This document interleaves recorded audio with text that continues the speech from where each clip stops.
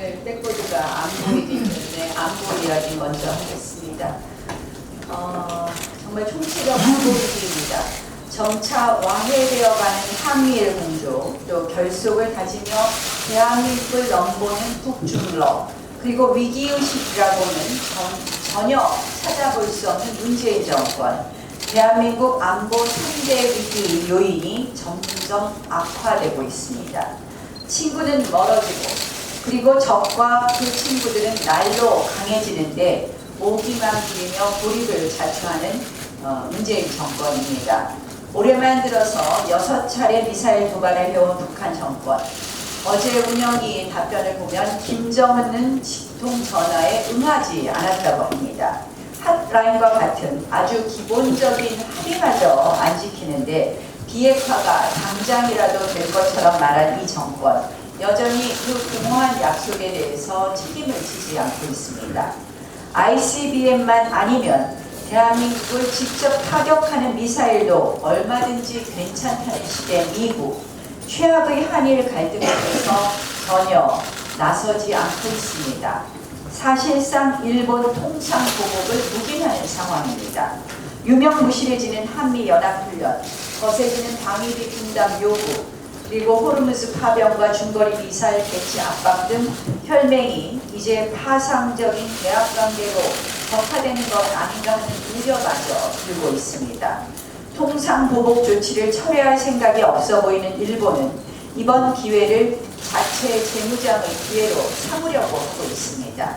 우리 영공을 침범하고도 당당한 러시아, 사드 보복 조치도 여전히 현재 진행형인 가운데 중거리 미사일 배치 시 즉각 보복하겠다며 다시 한국을 압박해오는 중국입니다.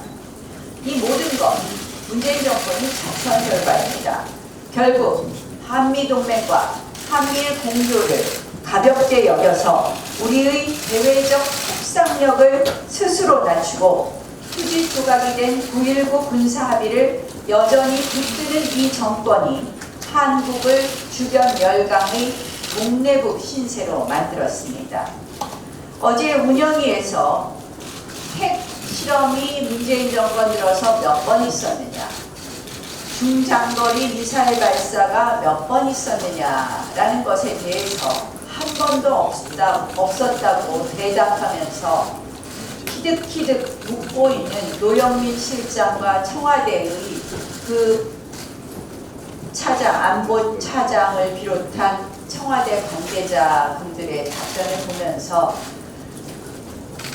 우리 대한민국은 이제 이대로 되면 이 샌드위치 신세를 지나서 주변 열강들이 정말 누르고 문제는 소위 주먹밥 신세가 되는 것 아닌가 이런 생각을 해봤습니다.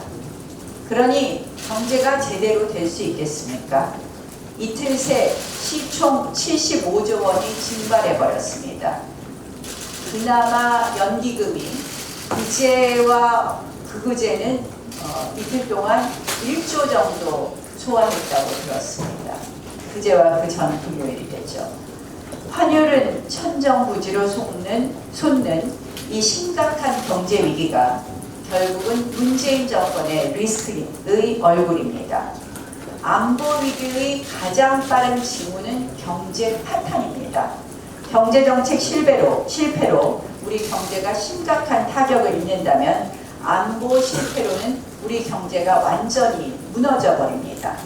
동맹과 공조의 기본으로 돌아가야만 우리 경제의 생명을 지킬 수 있다는 사실을 문재인 대통령은 잊지 말길 바랍니다.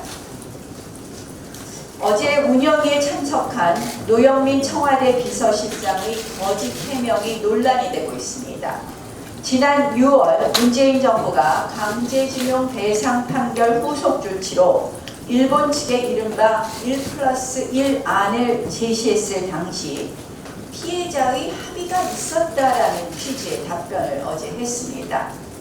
그런데 오늘 아침 언론 보도에 따르면 대한변협 일제 피해자 인권특위위원장이자 동시에 미쓰비시 중공업 강제징용 피해자 변호를 맡고 있는 최모 변호사가 이렇게 이야기하고 있습니다. 누구를 접촉해 동의를 합의를 받았느냐. 노 실장의 해명을 정면으로 반박하고 있습니다. 왜냐하면 이 사건은 지금 대법원에 여러 개의 소송을 제기했고 그것이 최종 확정 판결을 났기 때문에 이 변호사들이 모르는 피해자와 어떠한 합의가 있었는지 이 부분에 대해서 이 노 실장의 발언이 사실이 아니다라는 취지의 답변을 했습니다. 사실상 지금 노 실장이 대국민 거짓말을 한 셈이 됩니다. 왜 그랬을까? 저는 바로 이것이 적폐청산의 트라우마라고 생각을 합니다. 문재인 정권 출범 직후에 위안부 합의 파기했습니다. 그 논거가 피해자가 동의하지 않았다였습니다.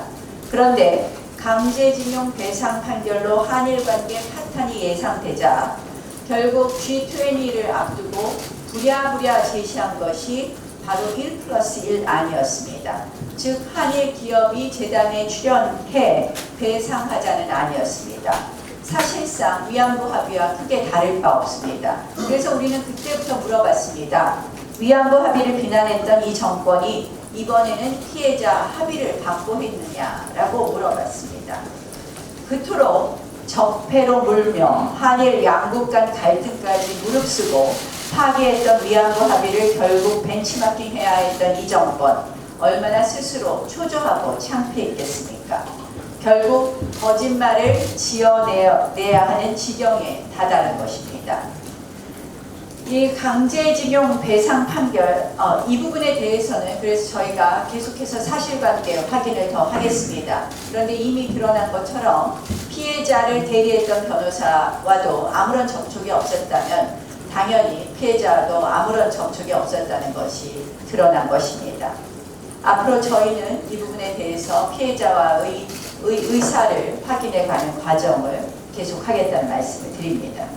강제징용 배상 판결 전후로 일본과 수차례 지속적으로 논의했다. 어제 이렇게 발언했습니다. 그런데 이 G20 앞두고 1+1안을 허둥지둥 낸 것처럼 실제 판결 전후에 어떠한 진지한 노력이 있었다고 보이지 않습니다. G20 앞두고 한 1+1안은 일본으로부터 거절당해서 사실상 국격을 떨어뜨리기도 했습니다. 지금이라도 제발 진실과 현실 앞에서 솔직해지십시오. 그동안 침묵했던 아베 총리가 어제 드디어 이런 이야기를 했습니다. 한일 청구권 협정 준수를 해달라. 결국 이 지금 한일 간의 갈등에 대한 일본 정권의 속내가 드러난 것입니다. 이 문제는 저희가 누차 그동안 주장해왔지만 강제징용 배상 판결이라는 사법부 판결과 한일 청구권 협정과 한일 관계의 외교적 현실, 이 간극을 어떻게 지혜롭게 풀어내느냐의 문제입니다.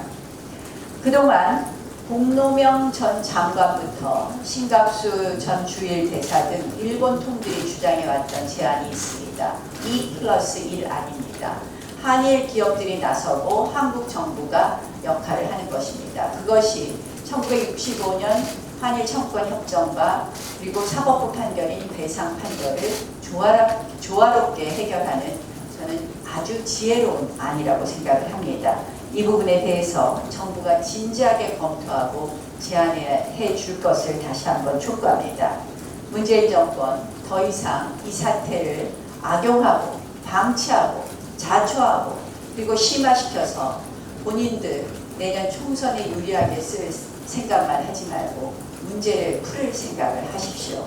이제 더 이상 자존심과 오기로 국익을 담보할 수 없습니다. 그 피해는 국민과 기업이 고스란히 떠안게 되어 있습니다. 제발 진지한 해법에 대해서 고민하십시오. 김진현 의원님 말씀.